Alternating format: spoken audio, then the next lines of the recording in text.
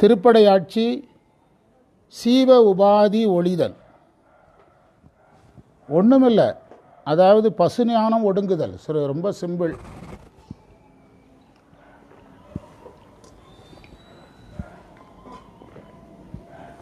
பசு ஞானம் ஒடுங்குதல்னு அர்த்தம். குருவே போற்றி, திருவே போற்றி, திருக்கையிலாய பரம்பரை போற்றி, சம்பந்த சரணாலய அடிகள் திருவடிகள் போற்றி, மாணிக்கவாசகர் திருவடிகள் போற்றி, திருவாசகம் போற்றி.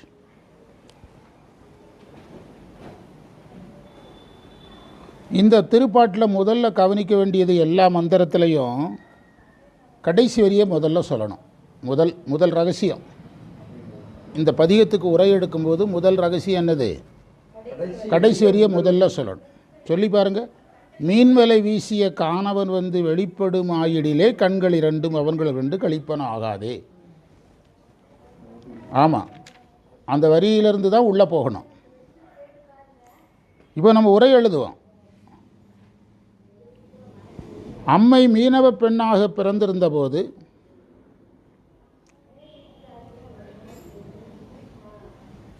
இறைவன் சுறாமீனை பிடிப்பதற்காக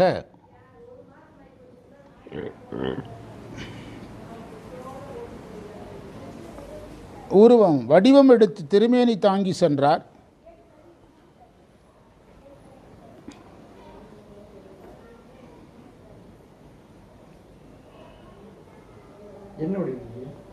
மீனவனுடைய வடிவம்.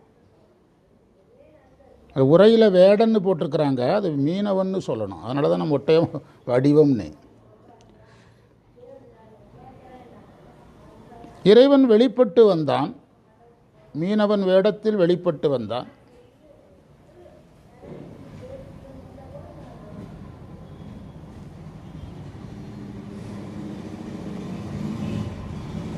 அவ்வாறு இறைவன் வெளிப்பட்ட பிறகு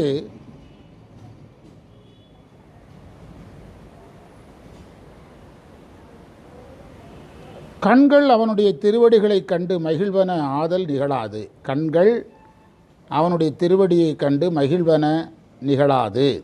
ஒவ்வொரு பாயிண்டாக எழுதணும். இது ஒரு பாயிண்ட் இந்த பதிகத்தில். முதல் வரி பாருங்க. கண்கள் இரண்டும் அவன்களல் கண்டு. ஆமாம், மீன்வலை வீசிய காணவன் வந்து வெளிப்படும் ஆயிலே கண்கள் இரண்டும் அவன்களல் கண்டு கழிப்பன ஆகாதே. முடிச்சிட்டோமா? அதையும் முடிச்சிட்டோம். அடுத்ததுக்கு காரிகையார்கள் தம் வாழ்விலின் வாழ்வு கடைப்படும் ஆகாதே. அதுக்கு உரை எழுத போகிறோம். இந்த மந்திரத்தில் எத்தனை வரி? 4 வரி தான். தமிழ் இலக்கணத்தில் மடித்து எழுதுனா ஒரே வரியாக எண்ணணும். பார்க்குறதுக்கு 8 வரி மாதிரி தெரியும். எத்தனை வரின்னு தான் சொல்லணும்? 4 வரின்னு தான் சொல்லணும். தமிழ் இலக்கணத்தில் ஒரு வரியை மடித்து எழுதிட்டாங்கன்னா அது ஒரே வரி தான். இது எண்சீர் விருத்தம். இப்படி தான் இருக்கும், எண்சீர் விருத்தம். காரிகையார்கள் தம் வாழ்விலின் வாழ்வு கடைப்படும் ஆகாதுங்கிறதுக்கு பொருள் எழுத போகிறோம்.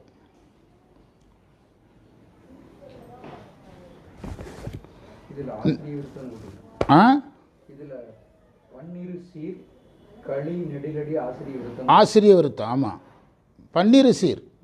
ஆமாம், பன்னிரு சீர். ஆமாம், அதாவது அறுசீர் களிநடில் ஆசிரிய விருத்தம். அதிலிருந்து சீரை எண்ணிக்கிட்டே போவாங்க. 7 சீர், எண் சீர்.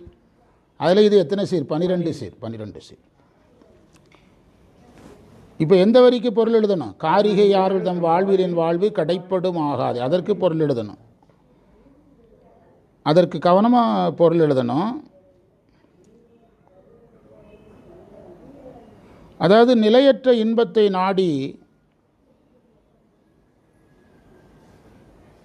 அதில் அழுந்தி என் வாழ்க்கை கீழ்ப்படுதல் நிகழாது.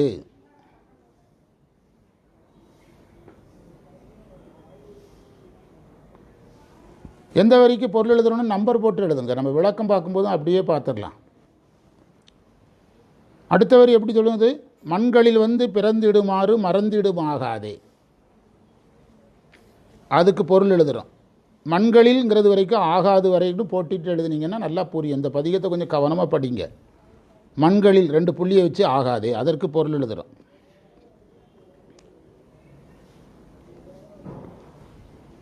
உலகில் பிறக்கும்படியாக இறைவனை மறத்தல் நிகழாது.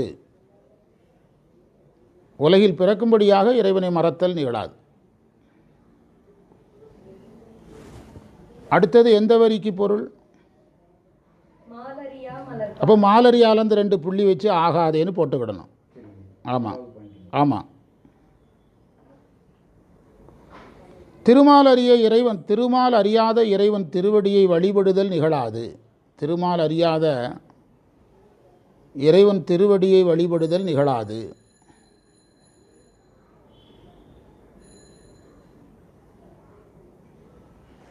திருமால் அறியாத இறைவன் திருவடியை வழிபடுதல் நிகழாது.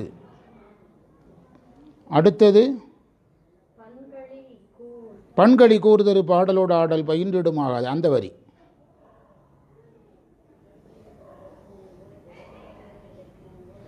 பண்ணோடு கூடிய பாடலை பழகுதல் நிகழாது.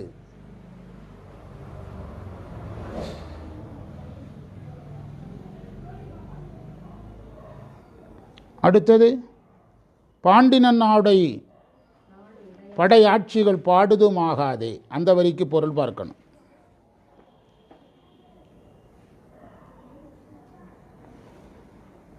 பாண்டிய நாட்டை உடைய இறைவனது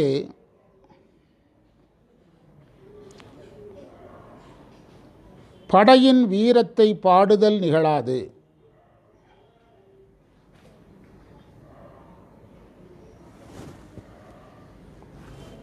அடுத்தது விண்களி கூறுவதோர் வேதகம் வந்து வெளிப்படும் ஆகாது. அதானே?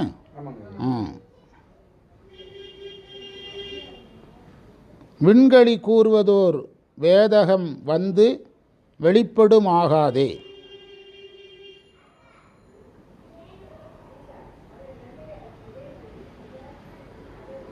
நிறைய அதில் உரையில் நிறைய குழப்பங்கள் இருக்கு.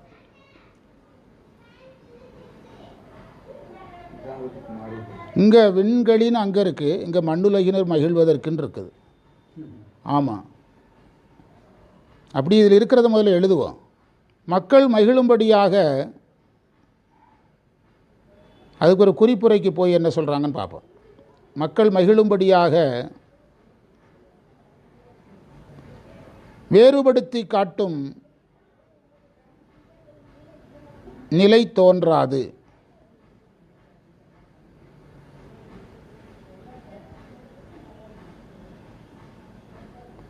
குறிப்பு நல்லா கொடுத்துருக்குறாங்க.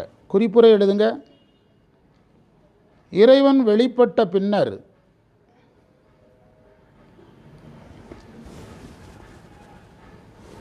உயிர் இறைவனோடு கலக்கிறது.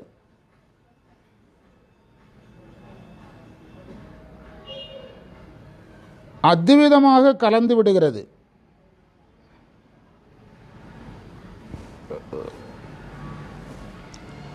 சிவானுபவத்தில் நிலைக்கிறது.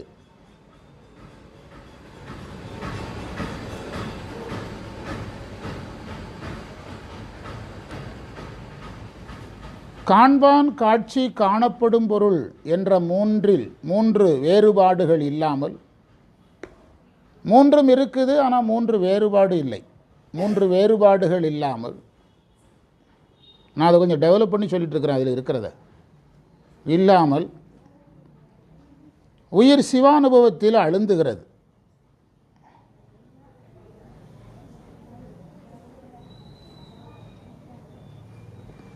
அப்போது உயிருக்கு பெரும்பாலான புறச்செயல்கள் முடிவுக்கு வந்துடும். அதான் இந்த பதிகம், வேறு ஒன்றும் கிடையாது. உயிருக்கு புறச்செயல்கள் எல்லாமே நின்று போயிடும்.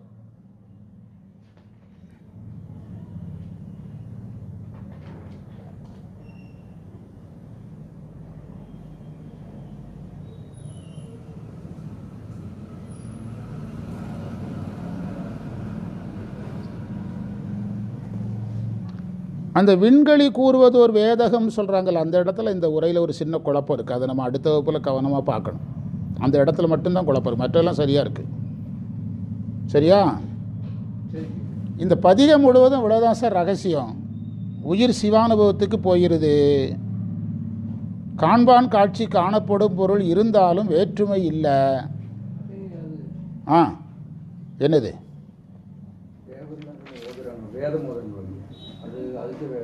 அந்த வரியில் கொஞ்சம் குழப்பம் இருக்குது. இந்த உரை கொஞ்சம் நுட்பம் இல்லாமல் இருக்குது. அதுக்கு வேறு புக்கு நம்ம கொஞ்சம் படிக்கணும். என்ன சந்தேகம் உங்களுக்கு? இல்லை, அதைத்தான் சொல்கிறாங்க. அதை சொல்கிறதுல கொஞ்சம் குழப்புறாங்க. அதை சொல்கிறது அதுக்கு இன்னொரு உரை இல்லாமல் உரை சொல்ல முடியாது. அதற்கு விண்ணுங்கிறதுக்கு மண்ணுங்கிறாங்க, வேதகம்ங்கிறதுக்கு வேறுபடுத்தின்னு சொல்கிறாங்க. ஆமாம் ஆமாம் ஆமாம் ஆமாம் ஆமாம் ஆமாம் அதே தான். அதுதான் இந்த ஆகாதே. அதுதனால தான் பிற்காலத்தில் கவனமாக சொன்னாங்க சீவ உபாதி ஒளிதல்ன்ட்டாங்க. இந்த பதிகம் முழுவதும் யார் படித்தாலுங்க, இன்னைக்கு வரைக்கும் படிக்கிறவங்களுக்கு யாருக்கும் அந்த பதிகத்துக்கு பொருள் தெரியாது. ஆமாம், அந்த ஜீவன் முக்தர் நிலை தான் இது. ஆமாம், யாருக்குமே இதை முற்றோதல் பண்ணுறவங்களுக்கு பொருள் தெரியாது. கண்கள் இரண்டும் அவன்களல் கண்டு கழிப்பன ஆகாதே என்ன பாடுவாங்க. எப்படி திருவம்பாவைக்கு ஆணவமலம் பிடித்திருக்கிறது, ஆணவமலம் ஒடுங்கியது, அருள்நீர் ஆடுகிறதுன்னு ஒரு 2 வரி முன்னுரை இருக்குதோ, அது மாதிரி இந்த பதிகம் முழுவதுக்கு இதுதான் முன்னுரை. என்னது? அது இல்லை முன்னுரை. உயிர் சிவானுபவத்துக்கு போயிருது. அந்த நிலையிலையும் காண்பான் காட்சி காணப்படும் பொருள் என்ற 3 பொருள் உண்டு. ஆனால் அந்த 3ஐயும் பிரித்து பார்க்கிற இடத்துல யார் இல்லை? உயிர் இல்லை. அதனால் உயிர்களுக்கு புறச்செயல்கள் நின்று போயிடும். ஆமாம் ஆமாம், அது எல்லாமே இல்லைங்கிறது தான் இதுலையும். இது இந்த காண்பான் காட்சிங்கிறது திருவருட்பயன்லையும் சொல்லியிருக்கிறாங்க. அந்த 3மே இல்லாமல் போயிடும். அந்த இல்லாத போது புறச்செயல்கள் நின்று போயிடும். அந்த புறச்செயல் நின்றோங்கிறது தான் ஆகாதே ஆகாதே ஆகாதேன்னு சொல்கிறது. அதை நம்ம கவனமாக பொருள் சொல்லணும். சில உரை ஆசிரியர்கள் இந்த ஆகாதேங்கிறதுக்கு எல்லாத்துக்குமே ஆகாதேன்னு பொருள் எடுக்கக்கூடாது, சில ஆகாதேக்கு உண்டுன்னு பொருள் எடுக்கணும்பாங்க. அதனால தான் நம்ம சில உரைகளை சேர்த்து பார்க்கலான்னு சொன்னோம். நம்ம என்ன செய்வோம்னா, முதல்ல இந்த மந்திரத்துக்கு இவர் உரை பார்த்துருக்குறோம்ல, அப்போ இதே மந்திரத்துக்கு இன்னொருத்தர் உரை, இதே மந்திரத்துக்கு இன்னொரு, அப்படி ஒவ்வொரு மந்திரமாக நகர்த்தினோம்னா தான் புரியும். இதை நடத்தி முடிச்சிட்டோம்னா இவருக்கு என்ன சொன்னோம்னு தெரியாதுல்ல. நாளைக்கு இதுக்கு வேற ஆள் உரை படிக்கணும், அதுக்கடுத்த நாள் இன்னொருத்தர் உரை. இது இந்த திருவாசகத்தில் இது மட்டும் கொஞ்சம் ரொம்ப கவனமாக படிக்கணும். இதை மட்டும்தான் கவனம் இல்லாமல் படிச்சுட்டு இருக்கிறாங்க. ஏன்னா இது சந்தத்தில் இருக்கிறதுனா கண்கள் இரண்டும் அவன்களல் கண்டு கழிப்பன ஆகாதே. என்ன ஆகாதே? அதனால் இதை கவனமாக படிக்கணும். இப்போ நம்ம ஒவ்வொன்றா பார்க்க போகிறோம். இந்த கான்செப்டை இப்படி தான் படிக்கணுமாங்கிறத பார்க்க போகிறோம். முதல்ல மீன்வலை வீசிய காணவன் வெளிப்படும் ஆயிடிலே அப்படிங்கிறத எப்படி புரிஞ்சுக்கணும், அதை புரிஞ்சுக்கிடுறதுல தான் எல்லா திருப்பாட்டினுடைய கடைசி வரியை புரிஞ்சுக்கிடுறதுல தானுங்க அந்த பதிகம் புரியும். இதில் 8 பாட்டா 10 பாட்டா? 8ன்னு நினைக்கிறேன். இந்த 8 பாட்டிலையும் ஒவ்வொரு மந்திரத்துக்கும் அதனுடைய கடைசி வரி தான் கீ. இப்போ 2வது மந்திரத்தை சொல்லும்போது எப்படி சொல்லணும்? ஏருடையான் என யாழுடை நாயேன் என்னுள் புகுந்திடிலே ஒன்றினோடு ஒன்று ஓர் 5 5 உயிர்ப்பூர்வமாகாதேன்னு அப்படின்னு ஆரம்பிக்கணும். ஆமாம், அந்த கடைசி வரியை முன்னால் வச்சு போகணும். இப்போ இந்த மீன்வலை வீசிய காணவன் வெளிப்படும் ஆயிடிலேங்கிறது என்னன்னு புரிஞ்சிச்சுன்னா எல்லா வரையுமே புரிஞ்சிடும். அதை புரியலாம். இறைவன் ஆகமத்தை அம்மைக்கு போதிக்கும்போது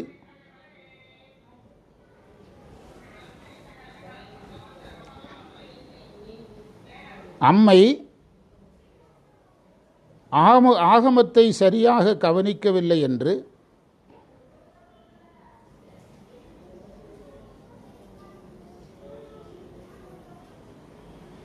மீனவ பெண்ணாக பிறக்கும்படி கூறினார்.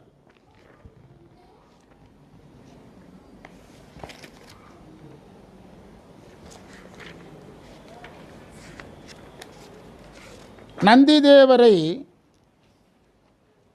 சுறாமீனாக பிறக்கும்படியாக கூறினார். நந்திதேவரை சுறாமீனாக பிறக்கும்படியாக கூறினார்.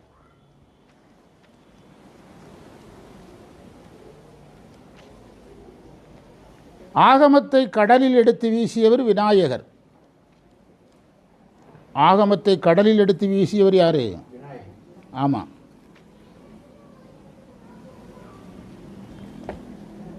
ஆகமத்தை கிழித்தது முருகன். அதனால் நீ மதுரையில் வணிகனுடைய ஊமை மகனாக பிறக்கணும்னு சொல்கிறார் இறைவன். இந்த கதையெல்லாம் எடுத்தால் தான் இந்த பதியத்தை முடிக்க முடியும். 2 மாதம் ஆகும் முடிக்கிறதுக்கு.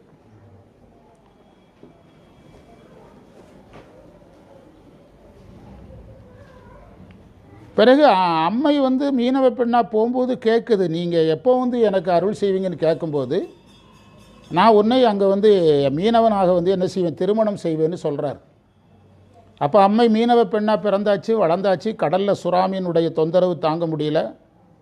அதை அடக்கிறவங்களுக்கு என்னுடைய மகள்னு சொல்லும்போது யாராலையும் முடியலை. யார் வர்றா? இறைவன் வருகிறார். யாராலையும் அடக்க முடியல. அந்த சுறாமீனை அடக்குபவராக ஒரு அம்மையை மணக்க வருகிறார்.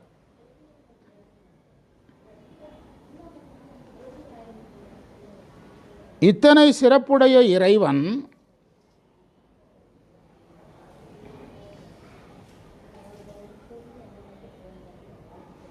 நமக்கு காட்சி கொடுத்து விட்டால் அப்படின்னு சொல்றாரு. இங்கே நாம் ஒரு செய்தியை குழப்புறதுக்கு வாய்ப்பு இருக்குது. மீனவ மணமகனாக காட்சி கொடுத்தால்னு பொருள் கிடையாது. இறைவன் காட்சி தான் இங்கே பேச்சு. அதுக்கு அடைமொழி அந்த கதை, அவ்வளோதான். அந்த கதையையும் இறைவன் மீனவ மாப்பிள்ளையாக வரணுங்கிற கற்பனையெல்லாம் பண்ணக்கூடாது. இப்படியெல்லாம் வந்த இறைவன் நமக்கு காட்சி கொடுத்தால்னு எடுத்துக்கிடணும். இறைவன் காட்சி கொடுத்தால் நமக்கு அதற்கு பிறகு நிகழக்கூடியது நிகழாதுன்னு சொல்கிறார்.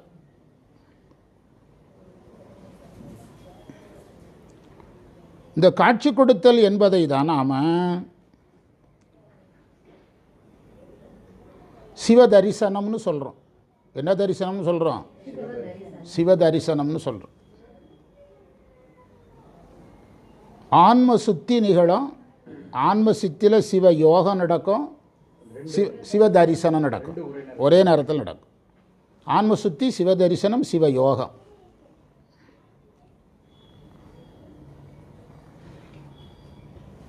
இந்த தசகாரியத்தில் 9வது நிலையிலிருந்து ஆன்மா 10வது நிலைக்கு போயிடும்.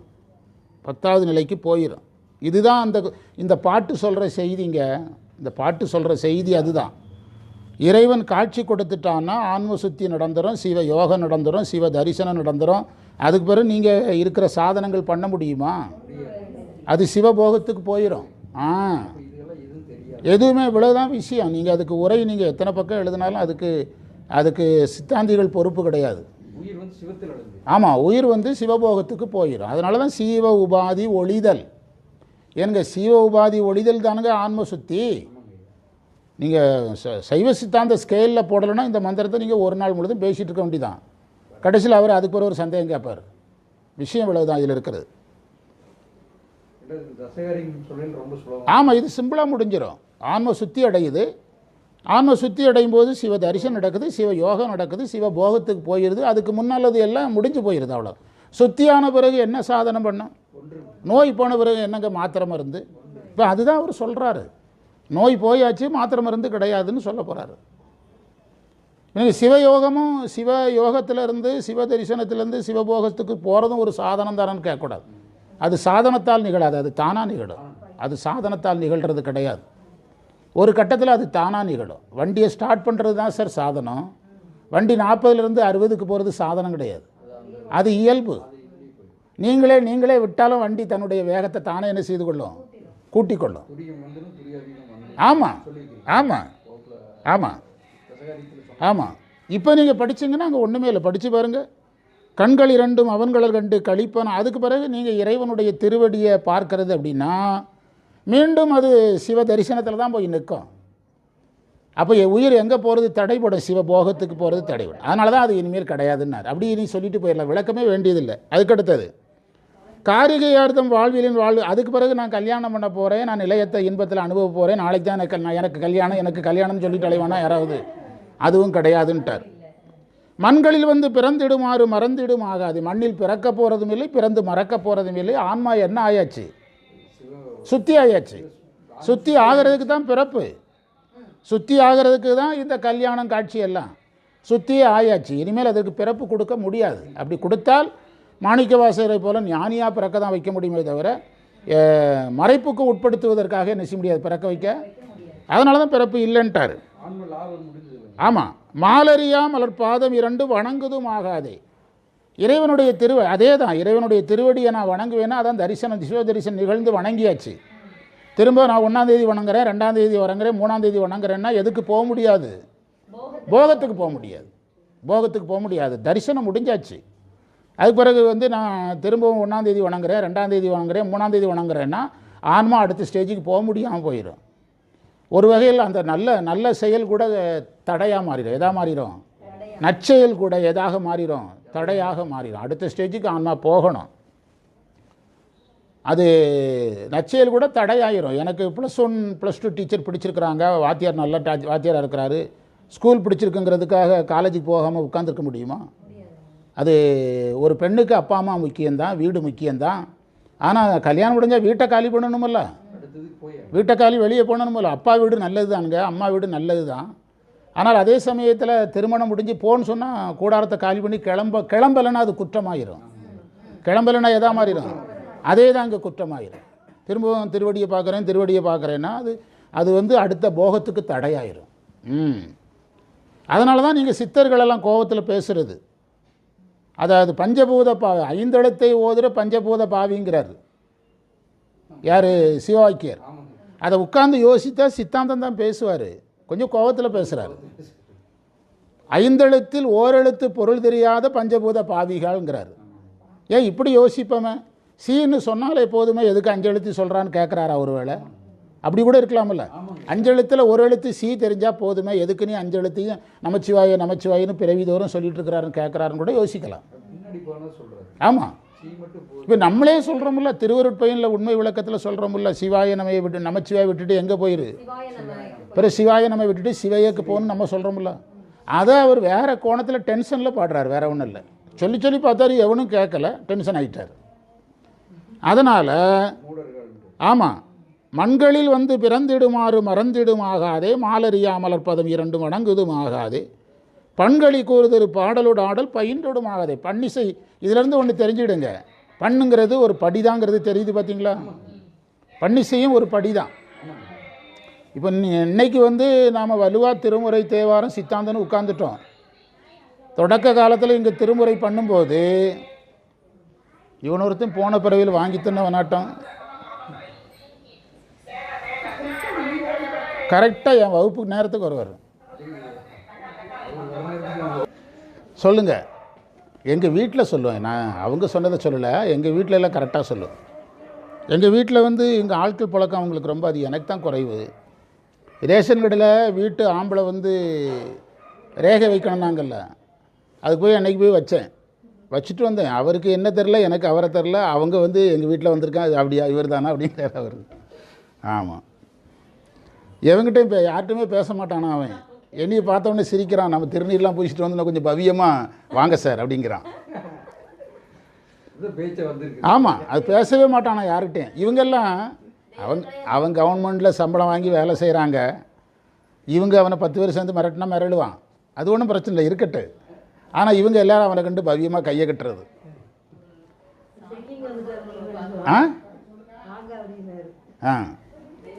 பண்களி கூறுதரு பாடலோடு ஆடல் பயின்றிடும் ஆகாதே. இதிலிருந்து தெரிஞ்சிடுங்க, பன்னிசைங்கிறது அதனால தான் சரி கிரியை வரைக்கும் வச்சுக்கிடலாம். அதுக்கு மேலே நீங்கள் அதை வந்து படியாக வச்சுட்டு நகர்ந்துடணும்.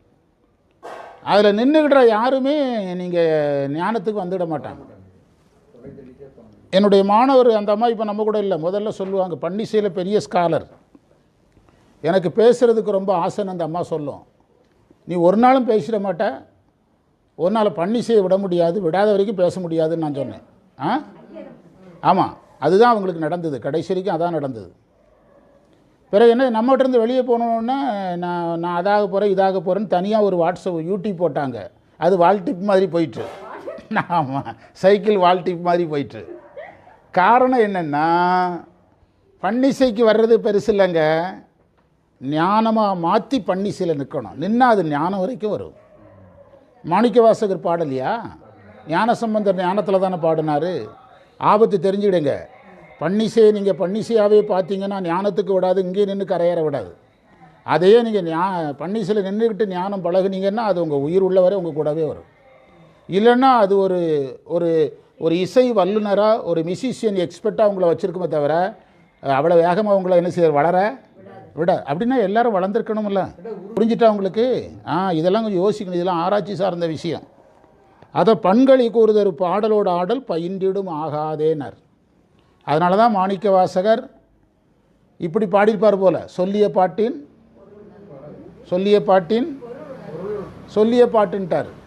சொல்லிய பாட்டின் பொருள் உணர்ந்து சொல்லுவார்னார். இன்றைக்கி தாராபுரத்தில் அவங்களுக்கு இந்த இது நடத்தினேன். திருவண்ட பகுதியில் 60வது வரிக்கு பிறகு நடத்தினேன். திருவண்ட பகுதியில் போற்றி திருவகவில் எத்தனாவது வரிக்கு பிறகு?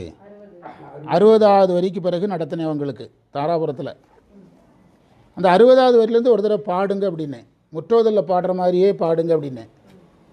அதுக்கு பிறகு நான் வந்து அந்த பொருள் நடத்தி முடிச்சுட்டேன், பொருள் தொகுத்து சொல்லிட்டேன். நான் ஒரு தடவை பாடிட்டு வேறு இடத்துக்கு வர்றேன்ட்டு தளலது கண்டம் எழுகது போல தொழுதுளம் உருகி அழுதுடல் கம்பித்து ஆடியும் மலரியும் பாடியும் பரவியும் கொடிரும் பேதையும் கொண்டது விடாதெனும் படியே ஆகினல் இடையரா அன்பில் பசுமரத்து ஆணி அறைந்தால் போல கசிவது பெருகி கடலென மருகி அகங்குழைந்து அனுகூலமாய் மெய் விதிர்த்து சகம் பேயென்று தம்மை சிரிப்ப நானது ஒளிந்து நாடவர் படித்துரை போனதுவாக. இந்த பக்குவத்துக்கு ஒருத்தன் வந்துட்டான்னா எல்லாரும் கிண்டல் பண்ணுவானாம். நானது ஒளிந்து, அப்போ நமக்கு வெக்கம் வரக்கூடாதான். கிண்டல் பண்ணான்னு அந்த கேலியெல்லாம் நகையாக போட்டுக்கிடணுமா. மாணிக்கவாசர் சொல்கிறார், உறுதியாக கேலி உண்டுன்னு பதிவு பண்ணிட்டார். நானது ஒளிந்து நாட்டவர் படித்துரை போனதுவாக மனம் கோணக்கூடாதான். என்ன கேலி பண்ணாலும் என்ன கோணக்கூடாதான். ரொம்ப சிம்பிளாக சொன்னால் வடிவேல் பானையில் எவ்வளோ அடித்தாலும் தாங்கணும். ஆமாம். பூனதுவாக கோணுதல் இன்றி சதிரிழந்து அரிமால் கொண்டு சாரும் கதியது பரம அதிசயமாக கற்றா மனமென கதறியும் பதறியும் மற்றோர் தெய்வம் கனவிலும் நினையாது அருவரத்தொருவன் அவனியில் வந்து குருவரன் ஆகி அருளிய பெருமையை சிறுமையென்று இகழாதே திருவடி இணையை பிரிவினை அறியான் இழலது போல முன்பின்னாகி முனியாது அத்திசை என்பு நைந்து உருகி நெக்கு ஏங்கி அன்பெனும் ஆறு கரையது புரள நண்புலன் ஒன்றி நாத என்று அரற்றி உரை தடுமாறி ரோமம் சிலிர்ப்ப கரமலர் மொட்டித்து இருதயம் மலர கண்களி கூற நுண்துளி அரும்ப சாயா அன்பினை நாடொரும் தழைப்பவர் தாயே ஆகி வளர்த்தனை போற்றி. இப்போ நான் கொஞ்சம் வேகமாக படிச்சுட்டேன், நம்ம வேறு வேலையில் இருக்கிறதுனால. அவங்க கேட்டுட்டு ஒரு தடவை கொஞ்சம் இதை கொஞ்சம் பாடுங்களாங்கய்யாங்கிறாங்க. கடைசியில் ஒரு தடவை நீங்கள் பாடுங்கங்கய்யா அப்படிங்கிறாங்க. அப்படின்னா அந்த முற்றோதல் பாடலுக்கும் நம்ம பாடினதுக்கு அவங்களுக்கு என்ன தெரிய ஆரம்பிச்சிட்டு, அது தெரியறதுக்காக தான் நான் படித்தேன். அந்த வித்தியாசம் தெரியறதுக்காக தான் படித்தேன். எதற்காக சொல்கிறேன்னா, இதை விட கொஞ்சம் மெதுவாக படித்தேன். இப்போ நமக்கு வேறு வேலை இருக்கிறதுனால அந்த ஏரியா வரைக்கும் படித்தேன். அதனால தான் மாணிக்கவாசகர் கவனமாக பாடணும். சொல்லிய பாட்டினர், சொல்லிய பாட்டின் பொருள் உணர்ந்து திரும்பவும் சொல்லுவார் தான். யார் கிடையாது, பாடுவார் கிடையாது.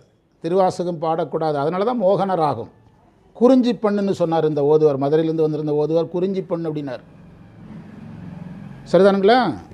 பாண்டி நன்னாடுடை யான் படை ஆட்சிகள் பாடுதுமாகாதே. பாண்டி நாட்டில் இறைவனே பாண்டிய மன்னனாக இருந்தான். அந்த மன்னனுடைய வீரத்தையெல்லாம் பேசிகிட்டு இருக்கிறதெல்லாம் இனி கிடையாதுங்கிறார். மன்னனுடைய வீரத்தையெல்லாம் எடுத்து பேசிகிட்டு இருந்தால் அது புராணம் பேசுதல். சைவ சித்தாந்தப்படி புராணம் என்பது சித்தாந்தத்துக்கு முந்தைய நிலை. அந்த ஆகமங்கள் படித்தும் புராணங்கள் படித்துன்னு ஒரு பாட்டு இருக்குது. புறச்சமய நெறி நின்றும்னு ஒரு பாட்டு இருக்குது. வீட்டில் போய் எடுத்து படித்து பாருங்கள். புறச்சமய நெறி நின்றும் அகச்சமயம் புக்கும் சித்தியாரில் இருக்குது. அதில் சித்தாந்தத்துக்கு முன்பு என்ன படிக்கணும், புராணம் படிக்கணும்னு இருக்குது. இப்போ இறைவன் மதுரைக்கு வந்தார், இறைவன் திருவிளையாடல் பண்ணார், மீனாட்சியை கல்யாணம் பண்ணார். இந்த கதையெல்லாம் எதற்கு முன்பு? ஞானத்துக்கு முன்பு தான்.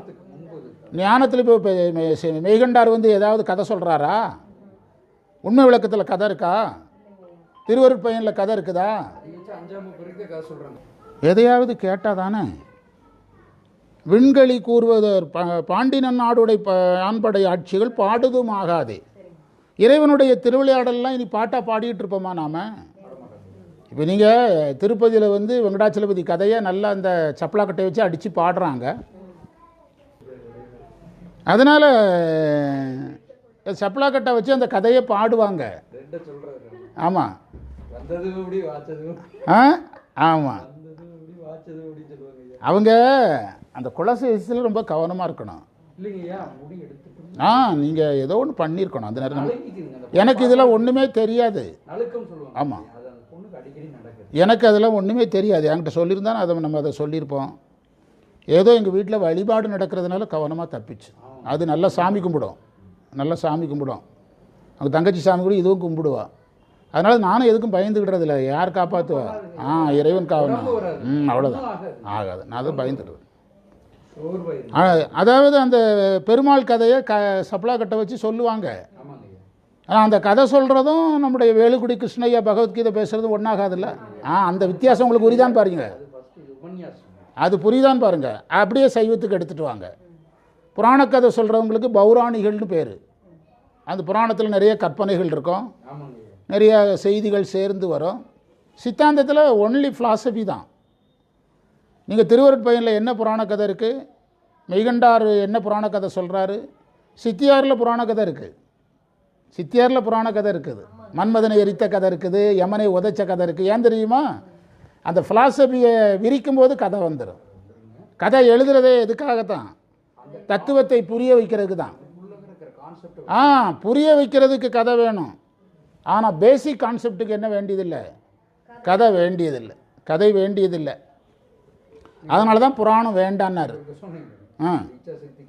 ஆமாம் ஆமாம். இப்போ ஒரு கந்த புராணம் என்னங்கிறது சார், மூன்று மலம், அதை அழிக்கிறதுக்கு வேல் ஞானம், அதை அழிக்கிறதுக்கு கடவுள் வர்றார். முடிஞ்சது கந்த புராணம். இச்சாசக்தி கிரியாசக்தி 2 தேவிகளாக வர்றாங்க. இவ்வளவு இதுக்கு 10,000 பாட்டு சொன்ன பிறகு தான் நமக்கு புரியுது. ஆமாம், சொன்னோம்ல, இதுதான் கந்த புராணம்னு சொன்னோம்ல. ராமாயணமும் அதே மாதிரி தான். இங்கே 3 மலம், அங்கே 3 குணம், ரஜோகுணம், தமோகுணம், சத்துவகுணம், 3 அசுர அரக்கர்கள்.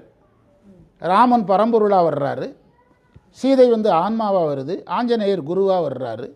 இவ்வளோதான். கடல் வந்து பிறவி கடல், கடலை கடக்கிறாங்க, பிறவி கடல். இலங்கைங்கிறது ஆன்மா சிறைப்படுகிறது. ஆன்மா எங்கெல்லாம் சிக்குதோ அதுதான் இலங்கை. ராமாயணம் முடிஞ்சுது. இதையெல்லாம் சொன்னால் வாத்தியார் கொஞ்சம் டீப்பாக பேசுகிறாருப்பாங்க. டீப்பாக பேசினா மட்டும்தான் ஞானம் வரும். விக்ஸு எல்லா நேரமும் விக்ஸ் தடவக்கூடாது. தடவுற நேரத்தில் தான் விக்ஸ் தடவணும். எல்லா நோய்க்கும் விக்ஸ் தடவ முடியாது. டாக்டர் வந்து இந்த இடத்துல ஆப்ரேஷன் பண்ணி தான் ஆகணும்னா அங்கேயும் விக்ஸ் தடவீங்களா? விக்ஸ் தடவுற நேரத்தில் என்ன செய்யணும்? தடவணும். இப்போ நீங்கள் வந்து இன்றைக்கி நான் யோசித்துக்கிட்டு இருந்தேன், இது சைவ கல்வியில் லைட்டான கல்வி வாங்க.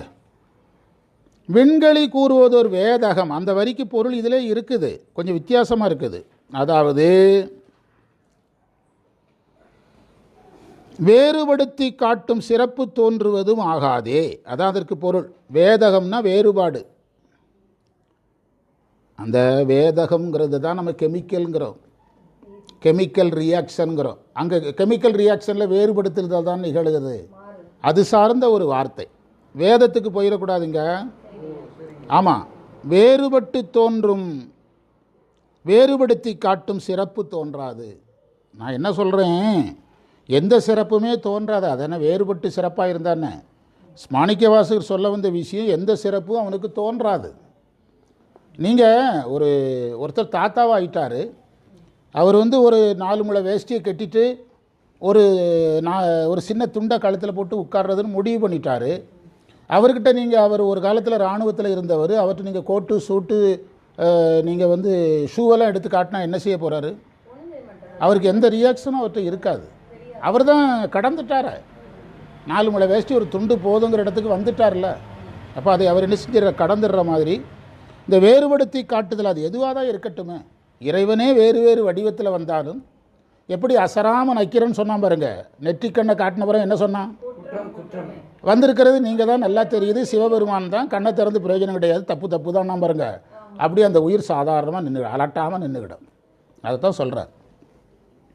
இதில் வேறு உரை வேண்டியதில்லை, புரிய வச்சாச்சு. புரியலைனா தான் போகணும் என்று திருவாசப் பகுதியை நிறைவு செய்துட்டு இந்த தேவாரத்தை பதிஞ்சு விட்டுருவோம். அது வேறு நாளைக்கு பாடம், அதை பதிஞ்சுக்கிடுங்க நீங்கள். நான் நீங்கள் பாவம் எல்லாம் படிக்கட்டுன்னு எல்லா புஸ்தகமும் எடுத்து நேற்று